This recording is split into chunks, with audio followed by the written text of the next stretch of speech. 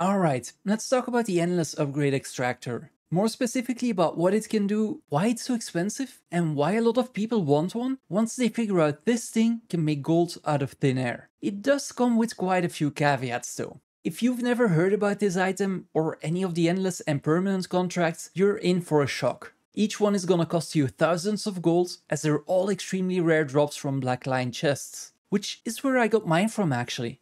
This is basically the infinite use version of the regular extractors that you can buy on the gem store or that you can get as a drop from chests of black-lined goods. And the item does what its name implies basically, it extracts upgrades from any item. This might seem convenient if you have ascended gear and you want to swap out runes, because with this item you'll never have to destroy your previous runes when you're replacing them. You could consider it a legendary rune light in that regard. When I first got mine, I tried looking for information whether I should use the contract or sell it. And I found out there are surprisingly little resources available. So I took the plunge, I used the contract, and I did some research. Mind you, I can only share what I learned. There are probably people around who are much more adept at using this tool, but I doubt most of them are willing to share their methods. Let's start with the most straightforward way this item can generate some extra gold. If a piece of gear with a rune, sigil or jewel drops, you could take out the upgrade and salvage the leftover gear that has now become account bound. This is particularly nice when exotic items drop, as their runes and sigils often make up most of their value. You could take it one step further and instead of waiting for drops, you could simply look for gear on the trading post, as there are certain pieces that contain a rune or sigil which is almost worth as much as the gear piece itself. In that case, you could just buy one, extract the upgrade, resell it on the trading post and salvage the leftover gear. If you do this with exotics, you'll most likely get a glob of ectoplasm as well as a few other materials. And here's where the first caveat comes into play: information. If you salvage multiple pieces of exotic gear, you'll notice sometimes you get no ectoplasms, other times you might get 3, and the other materials will vary in quantity as well. So if we go back to our example, we could maybe buy gear that costs slightly more than our upgrade, as we would still profit from the ectos or the other items that we would acquire.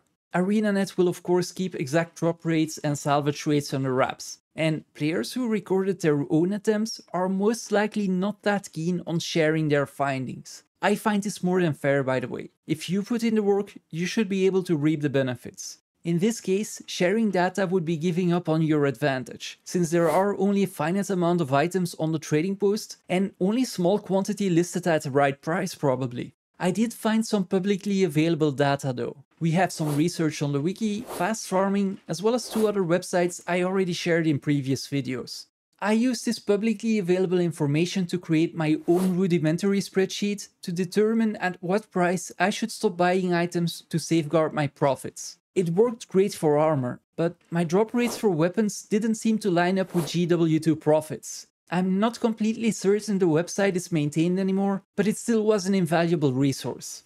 To speed up the process, I had to limit myself to the ecto salvage rates, and I often instantly bought and sold on the trading post, which is something you should never do, by the way. You always want to list your orders on the trading post and wait for them to be filled, especially if you want to make gold in the long run. I just wanted the data faster for the proof of concept. Now comes the second caveat: quantity. As you can see, most items will only make you a couple of silver at most, and using the Endless Upgrade Extractor is an absolute nightmare. You have to drag and drop your item and click extract every single time, as there is no extract all option. And to make matters even worse, there is no salvage all option for exotic gear either.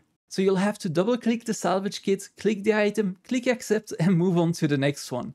Doing this hundreds or thousands of times manually just isn't feasible. At worst, you'll develop RSI, and at best, you'll still see your inventory in front of you when you close your eyes at night. People often solve this problem by using macros. Making a macro that would drag and drop the item and click a button is pretty easy these days, as there is tons of software available online, and some keyboards even come with programmable macros. I am personally not keen on doing this for 2 reasons. This is not my preferred type of gameplay at all. I'd rather go out in the open world and do my thing, bug instance content, or focus on crafting. You could very well set up a macro that is within the limits of ArenaNet's macro policies, But like a lot of policies, they leave room for interpretation, which is what every company does, by the way, because they always want to protect themselves if people find loopholes. The hard limit they set is that each macro should represent a single action that requires user input before repeating the action. So you'd have to divide the process into individual actions to make sure you don't break this rule. A second somewhat gray area is the previous line, which states that you cannot use macros to gain benefits in the game, particularly while away from the keyboard. The word particularly worries me personally, because it doesn't fully exclude active players. But as I said, this is open to interpretation. I am personally uncomfortable testing the limits of this policy. Others have done this on live streams without any issues. Ultimately, everyone needs to come to their own decision whether this is something worth pursuing. I already mentioned there are a finite amount of items listed on the trading post, and this is especially true for exotic gear. From what I understand from talking to other people though, is that you don't run into this issue with green and yellow unidentified gear.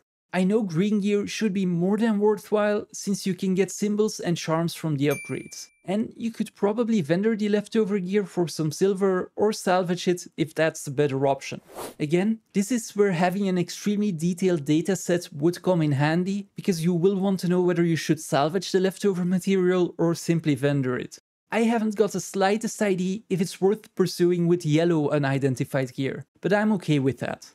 Making gold isn't the only thing the extractor is good for though. I already mentioned saving gold when you extract runes and sigils from Ascendus gear, but you could also use it for cheaper research nodes. A relatively cheap item to craft is mithril earrings, which will need 8 mithril ore and a crystal. You could extract a crystal, which makes up about 25% of the cost, and reuse it to craft a new set of earrings. And thank God there is a salvage all button on research kits, but you would still run into the same extracting issue I already discussed. There is one thing I haven't researched at all, and that is whether there are items that you could craft where the extracted leftover is worth more when sold to vendors than the individual components. The reason I haven't done this is simple. In the past, ANET has taken actions against players for similar things, most notably the infamous snowflake incident during Winter's Day 2013. So yeah, the Endless Upgrade Extractor has the potential to make you tons of gold as long as you're fine with the caveats I mentioned. I am sure there are people who found other creative ways of making gold with this item. I just researched what I could think of. I will leave links to the website I used in the pinned comments, and if time allows it, I'll clean up my spreadsheet and share it through my Discord. Right now, it often breaks as I took quite a few shortcuts when I pulled the data from the API, and honestly, it isn't on top of my priority list, so don't expect it to be ready tomorrow or next week. So yeah, that's it. You know what to do by now. Like, comment, and subscribe.